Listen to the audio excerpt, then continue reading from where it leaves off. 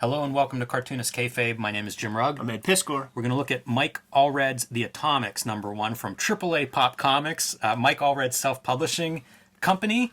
Before we do, I want to invite everybody watching to like, follow, and subscribe to the Cartoonist Kayfabe YouTube channel if you haven't already done so. Hit that bell icon next to the subscribe button. We will notify you when new videos are posted. If you are like a lot of the Kayfabers out there that want to track down these comics that we show off, it'll give you a little bit of a leg up and maybe get you ahead of the Kayfabe effect so you can buy these books before they go missing.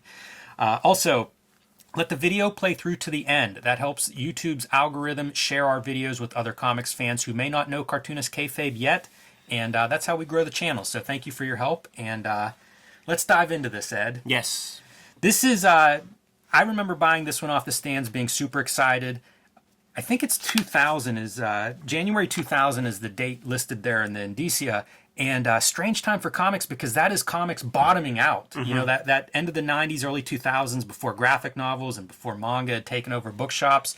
It felt like a weird time, like in hindsight, to say I'm going to go self-publish. Yeah, for sure. I was blissfully ignorant to the kind of the sad state of affairs that comics was in.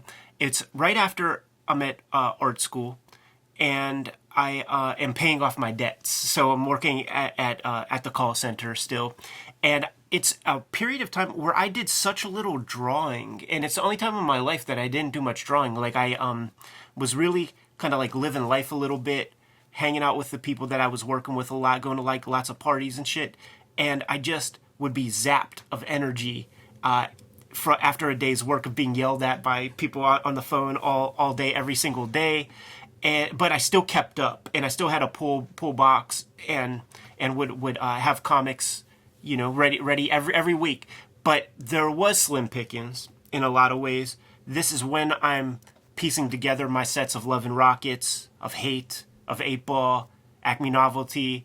The things I would have had on my pull list that I would give a shot would be like that John Cassidy Captain America was out, and I like tried that. The Astro Boy, the little digest joints were coming out around that time. Trying to think of some of the other stuff that would have been on my pull list, but this would have been in like that Comic Shop News, that little newspaper, and it got big shine there. It made me wonder if it's like, is this some stuff like Mike Allred's buying temperature was pretty high. I don't know where the X-Force stuff... A little over a year later is X-Force. Oh, interesting. But he was playing around with other... Madman was on my pull list, and Madman transitioned to like these other like little mini-series or something. It's like the chance to like have another issue #1 or something. And it had gone through several publishers at that point and had done a pretty good stint at Dark Horse Comics, which is part of why I'm confused whenever, you know, like he's deciding to self-publish again at a time that seemed like a dangerous time to self-publish. Yeah, it was still Dark Horse before this, yes. And then it goes to Image after. Mm-hmm. But yeah, like, you know, he created this mythology. It is confusing why he would choose this point, but I do think that he was as popular as he ever was. Also, the unfortunate reality of self-publishing is if you don't hit a let's say you are with a publisher and your book, it doesn't hit a certain standard that you need to live your life and pay your bills and stuff. If you still can hit those numbers self-published, it's a bet. Like you'll be able to take care of yourself. It's just you have to do administrative work on top of also making a comic book. Right. But basically what I'm saying is you could sell less and make more money because there's no middleman to cut out. And I don't know how well this comic did. Like, I have every issue. It was on my pull list. And but I don't see it in like the dollar bins. Well, I think that speaks to when it was published. You know, like print runs are just at a really low point. You know, when I talk about like a bad time for comics, that's kind of what I'm saying is like they just weren't selling big numbers. So that's probably why you don't see it, you know, because of the quantities. I don't know how many were printed, but there just weren't the big quantities. Crack this some bitch open, dude, because like off the bat, right? I'm wondering if this is even offset printed or if it's like web press, because the way the color is attracted to that paper, there's almost like a bubble jet kind of haze to it that feels different than just the sort of dot separations that we associate with offset printing.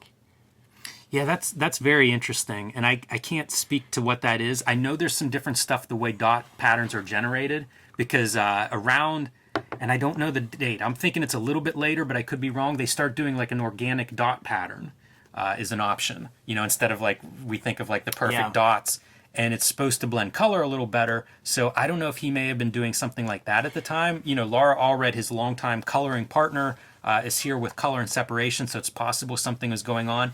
The note there is this is real newsprint, which was really unusual. I think they only did it for the first 4 issues or so, and whenever they switch, there's some, there's a lot of talk about, well, relatively speaking, there's a fair amount of talk about the paper, and it was cheaper supposedly to print on non-newsprint. Still the case, man. Anything that deviates from the norm is more expensive.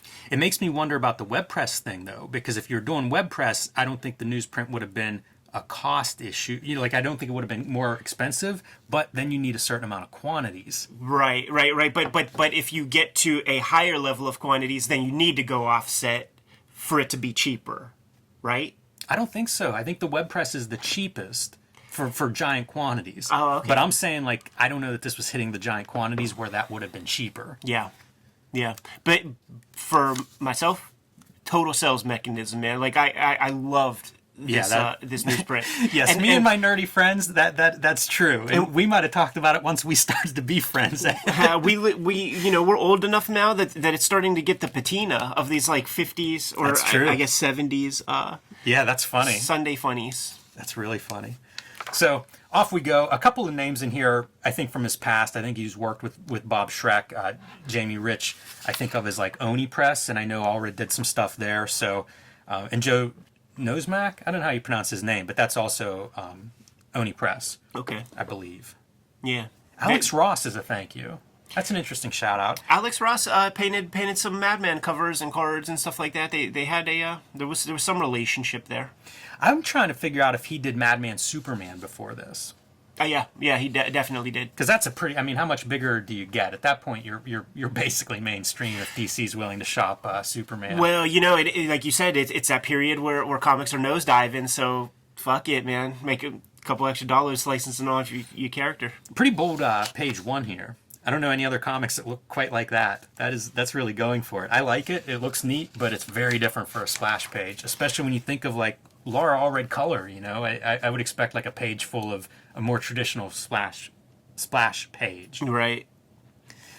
I like his character designs. A lot of these characters I think are attractive looking. They almost look like they could be any era of superhero comics. If this were a Charlton comic, sure, fit right in. Doesn't look any different than like the X-Force kind of. Much. Like all these characters could be like typed into that comic.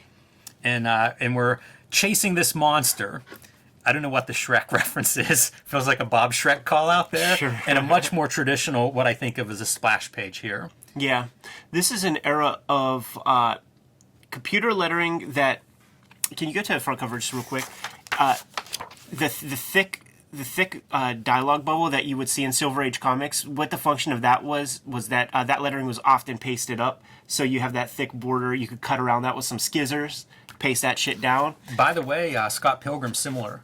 Like, he would draw the word balloons on the original art, even though the lettering was then done, after the fact. Yeah, this stuff, you could see, like, the little cuts from where this lettering was pasted onto the boards. This is, like, early computer lettering. I think John Byrne would work this way, like, 5-6 years before this, where he's cutting out his digitally printed lettering and pasting it down. Yeah, pretty generic font. I was trying to figure that out. There's no credit for lettering anywhere in this comic that I could see. So I was kind of wondering if this is a font that was based on his hand lettering. Because I would make fonts in the early 2000s. Like, it was a thing that people did. It wasn't that hard. But you would notice it, like, in letter spacing. Yeah. And if you look closely, like, some of the letter spacing is just, it's odd. Yeah. And I wonder if that's the mark of, like, this is based on, an alphabet that he made himself. Right. You know where you see it like this? Watch, the space between the W and the A is more than it would be if you hand lettered it, probably. Sure. And I feel like that's one. Like there's little tells. Yeah, like the K and the E are stuck together. Like that shit definitely happens. Mott from Hoople, not Mott the Hoople. Red Rocket 7, man, big music guy. Yes, there's one to look at, man. Talk about a comic that came out and kind of disappeared. A square. Can't. You're playing with fire with these shapes. Yeah, even though everybody who has record collections seems to have figured out spacing for that kind of thing. Yeah, it does seem like it should work. Mr. Gum, our stretchy guy, fun to see him. We looked at Jack Cool's Plastic Man recently, so fun to see him kind of being twisted and pulled and snapping around in these various panels. Also, I like these panel pieces, right? We're giving backstory, and they're in the shape of a puzzle, right? He's telling us stuff. He's putting this together. You know what's really good, man? Comic storytelling stuff. An intergalactic Sadie Hawkins chase led 2 alien species on a crash course to Earth, asterisk. So we know. Like, take a look at the footer. Mm-hmm. The Earth Sadie Hawkins tradition involves a day when a single woman can have the man of her choosing if she can catch him. And then, but in the alien tradition, the stakes are much higher, in fact, deadly. So he wants you to read this, and you do. Yeah, and we often point out how arrows are like a bad piece of storytelling. I feel like it's part of this whole movement through here. And part of it's that puzzle layout. You're doing a layout that's a little bit strange, so you almost need that kind of manipulation, whether it's an asterisk or arrows, to help lead you through this. Yeah, it's just I've never seen the footer used to like manipulate the reader into reading something on the bottom before reading, because this, Sadie Hawkins tradition, blah blah blah. But the alien tradition, like this is the one that's supposed to be read after that's this. True. And that's he very fucks true. with your head, and he manipulates you, and it works. God damn it! That's great. And our puzzle falling apart now. The pieces that don't quite fit together yet. When he starts drawing like the beatnik dude with the fuzzy shirt and like the unibrow, I start feeling like he's talking about Paul Pope and shit. You know what? That's exactly what I was thinking. That is such a some of those textures so much are like Paul Pope. Yeah, and like the way Paul Pope draws himself and stuff. I feel like that might be Mr. Gum, aka the booger in this comic. Right? Yes, the booger. So these beatniks get this kind of like, I don't know, alien acid poured on them, and that's what leads to their superpowers. Story is not the point of this comic. Fair to say? Yeah, but he like Mike Allred he has this like vast mythology that he's been creating like in the pages of Madman, and the Mutant Street Beatniks are part of it. Like towards the end of that Madman run, which was also on my pool list whenever I had my own money. Like the little antenna started coming out of the lightning symbol right here, indicating some transformation or some other thing happening with Madman. So that carries on to this. I love the big thick ink lines that he's doing here. His thick inking, like it is at its height here. Yeah, and also I think we've said this in past Allred videos. Some of the best gloves in comics. Great figure artist. This is a good page too.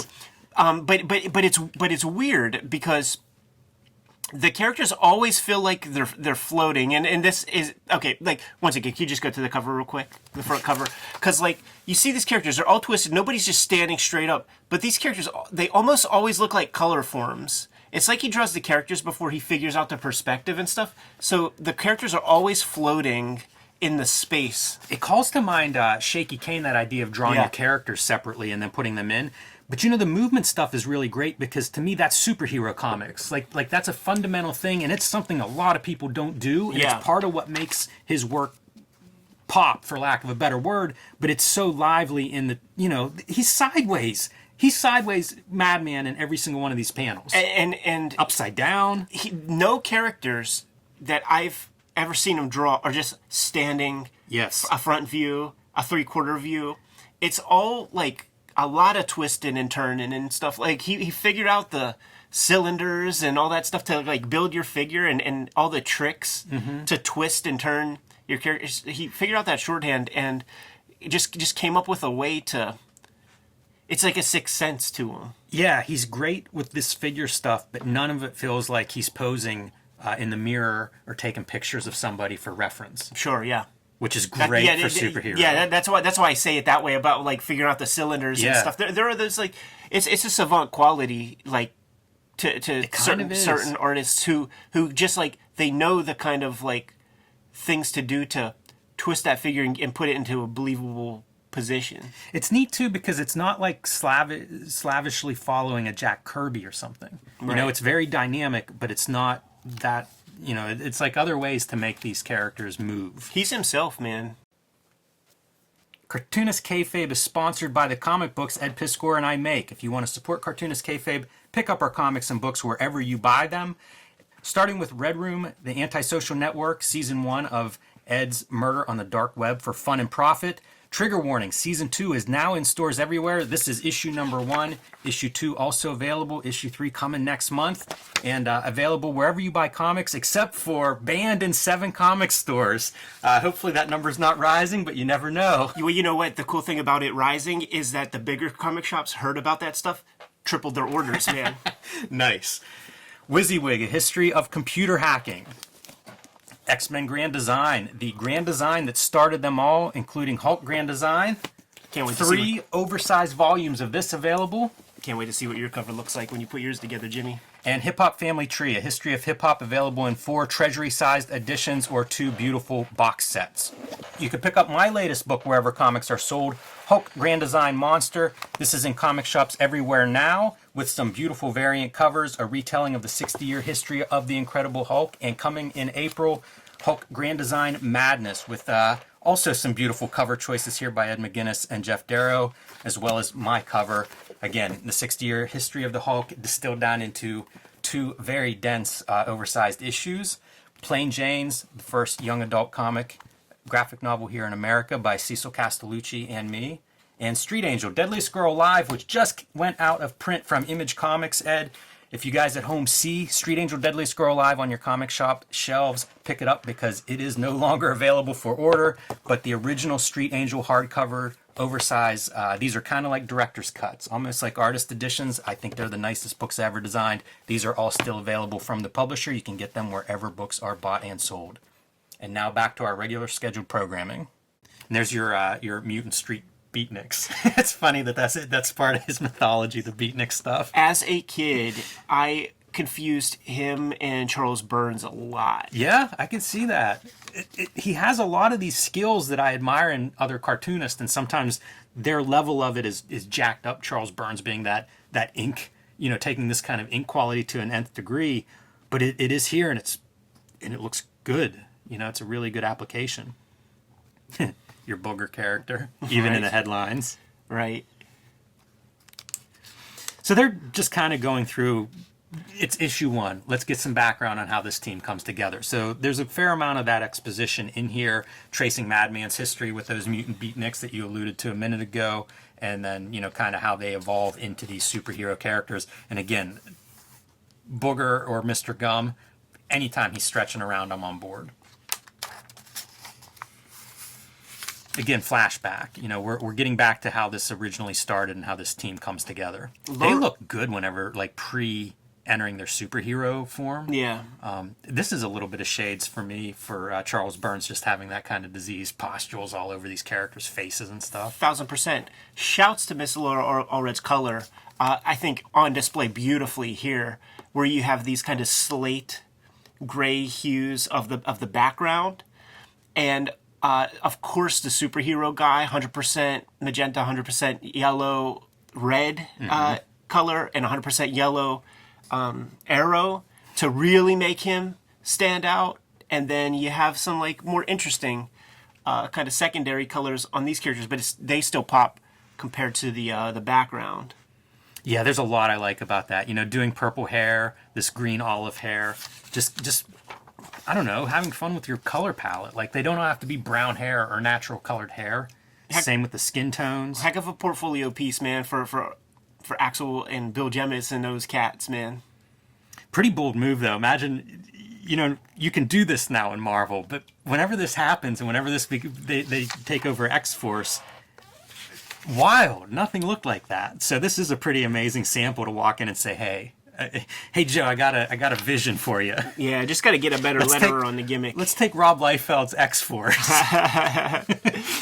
and run it through the nostalgia, filter. He's really good with expressions too, Yeah. and I think a lot of this stuff, I don't know if it's taken for granted. I don't hear people say this about Allred. Because he does so many things, I think you focus on certain ones. Great superhero stuff, figures moving around, but his expressions are great. Like all of his faces always look good, men or women. It's hard to draw good faces. Never a dry expression. They're not buried under any kind of weirdness either. These all read like human faces. Yeah. Yeah, no, he can build a figure. He's a heck of a figure artist. Our classic superhero moments, right? Like we got to build costumes for everybody. Yeah, they got the little unstable molecules machine that'll just like handle that. Yeah, living costumes, I think he calls his mask. It can be kind of tickly.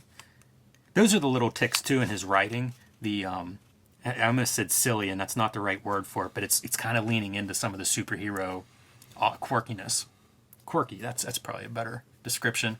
Here they are trying some of their superpowers, which you drew the wrong card if this is your superpower. Yeah, you got to have the. That's a bummer. You got to have the thing in your team. You do, yeah, you do. Nobody likes that. That's a tragic figure. The Thing. Yes, they always seem to be rotund too. Somebody needs to make like a skinny like monster team sidekick character. Another great example of the stretching stuff. So good. Pretty cool perspective going up a tree. And we're back to the present of them tracking down this monster character that Madman stabbed in the eye. I don't know if that monster character is bad or not. The costume almost looks like they're part of this team. Right. At least they shop in the same spot. So pretty aggressive. I mentioned Charlton. Little shades of Peacemaker. Sure. That's a timely reference, right? I guess so, man. The geeks have won. Everything old is new again. I think this is going to become It Girl, but we don't see her try to, affect her superpowers yet. Right. She's very kind of shy about it. And now they're trying to figure out their name, and we're getting we're getting the airbrush effect from Photoshop with our soft edges around the edge of Atomics, and arguing over these various names. They'll pronounce it Auto Mix. I don't know if anybody's going to do that. You give people a lot of credit, Jim. You give people lots of credit. It's a funny choice, though, to go with the X, and I wonder if that puts them on the X-Force radar. X-Statix. They lean into the X after. I mean, anything with X, I always think of like early days of Image and being like, you're not putting an X in your book. Jimmy, I'm just saying that people they come to the channel, they hear us say Cartoonist Kayfabe, but in person, they say, I love Cartoonist Kayfabe. I get, yeah, for You sure. I have good friends that can't pronounce it, and I know we've said it 1,000 times back and forth. Yeah. And it still comes out wrong. Kayfabe? Yeah, Kayfabe. You hear that quite a bit. So, pretty much just setting up this team stuff for the future, and as we near the end, we have this character's introduction, origin, how they join the team, coming through this really like a boom tube. Laura Allred with the nighttime red palette, man, with like a little bit of cyan over top of the yellow, a little bit of cyan over top of the magenta, yellow, red, to give you the nighttime flavor, Like, you just can't take that kind of stuff for granted with colorists, because they're just not all thinking about that kind of thing. I wonder how she's building her colors, if she's going into Photoshop and like adding the values in CMY so she doesn't get black values in there, because even though these are muted somewhat, they don't have that brown gray quality. I mean, that was the rule, man. Like that was absolutely 100% the rule. Like, you do not put K into the mixture. But like with the nighttime palette, like I think that it was probably like a layer on top with like maybe 10% cyan. Like you use 100% cyan and then put the opacity to like 10% or something. Yeah, because like you really see it in like the flesh colors. Yeah, those colors would Madman be is very desaturated if you were doing black, if you were adding black to it. You would not add black. Yeah, absolutely not add black. You say this is a rule, Ed. A lot of people break that rule. They do now. And it's. I mean, it'll come up in our comments now. Like, I just don't agree with that. I think you could put some black in there. And then you look at the comics, and it's like, it does look like toilet paper. Before after. looks like the after version of it. All right, that's our issue 1. Next issue, Meatloaf and Monsters. A lot of energy in this comic. Yeah. It's very cool to see a self-published comic that feels like you're doing something different. And I feel like this comic feels that way. It still feels that way a little bit. But in 2000, like, this was definitely, it felt like a shot. Yeah, I wonder how much stuff they put out. Maybe 20 books, because there was about 15 of these issues, and then there would be singular stuff. There would be like an It Girl that might have been a AAA pop. There was a Mr. Gum that might have been there or at some other publisher. Could have been, yeah. They put out maybe 20 things. I do think that Mike and Laura, like, they pop into the comments every now and then. How much stuff did AAA Pop put out? Very curious. And I have it all. Yeah, our intro, the back matter, we don't have letters yet, so a little bit of background on how Allred's come to this point. Starting in 1990 making comics, so 10 years in, self-publishing at this point. Think of the number of comics that have come through. Several volumes of Madman have been done, and I do think that Madman Superman, pretty good decade coming mostly through indie comics. Up to this point, I think they did that one Spider-Man annual. He did some Sandmans. Sandman, a big one. He did Brother Power the Geek one shot, which I would be happy to look at. Some DC Vertigo work. Fascinating in this editorial piece that he's that guy, man. The cut of his jib, handsome fella. He was like a TV, like a talking head on some like magazine shows.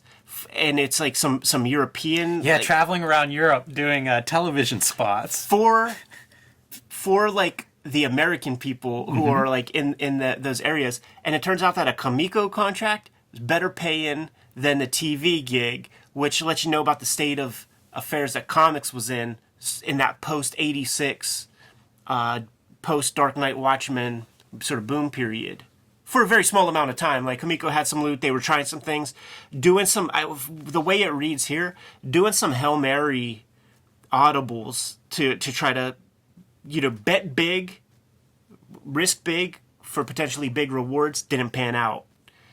A couple of thank yous and, support and encouragement from new friends. Matt Wagner, Dan Vado, SLG publisher who published my first Street Angel, Bob Schreck, editor all over the place, Dark Horse, DC, Oni. I think he was at Oni Press. I think he started out absolutely. there for a little bit. That's how Kevin Smith came in the mix. That's how Matt Wagner started fucking with them. That's a lot of comics experience, those 3 names. Yeah. A lot of people to have in your ear that probably know what they're talking about. And am I right that Mike Allred was published by Caliber really early on? I thought so. Creatures of It or whatever.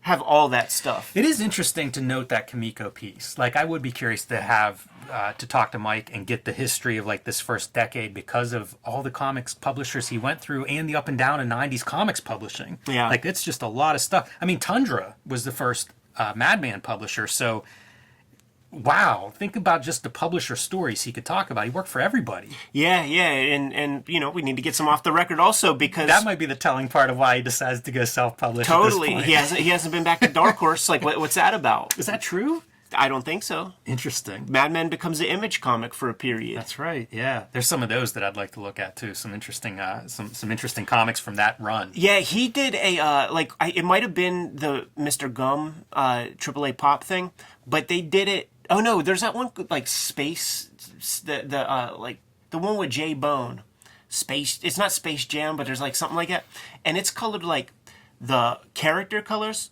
holding lines, like black holding lines, all red color, but like animation style backgrounds, painterly and shit like that.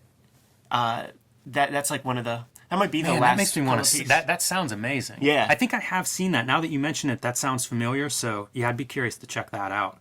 And then finally, a pin up here at the end that kind of gives us a little bit background on Madman. Yeah. And it's Allred After the King. It's very much in that like Marvel Masterworks vein. Reminds me of 1963 a little bit. Some of the quirkiness of this. I mean, clearly, like, he comes from that tradition. Like, in the midst of crazy, bombastic, hyperline density fucking Image comics, like, he was doing Madman comics. He went the other way. He had this very bold ink style. It had this set of chops on display when there was nothing else like it, you know, and it was a real breath of fresh air. He really attracted a lot of the older readers who were like yearning for more of this in the midst of all the hyperbole of like the Image Comics creators. He built a real niche for himself. I did a fill-in on, I think he was co-creator of iZombie. Mm-hmm. I did a fill-in issue, and Laura Allred colored my line art That's in sick. that fill-in issue. So that was pretty exciting for me as a longtime fan of her color work. But there you go. Atomics #1, start of a self-published series for him that ran for, I think, over a year and pretty much led into his deal on X-Force and X-Statix. Did it come out monthly? I've got to take a look at those corner boxes. It came out pretty frequently. I don't Yeah. know if he hit monthly or not, because that seems really impossible, but I think it might have.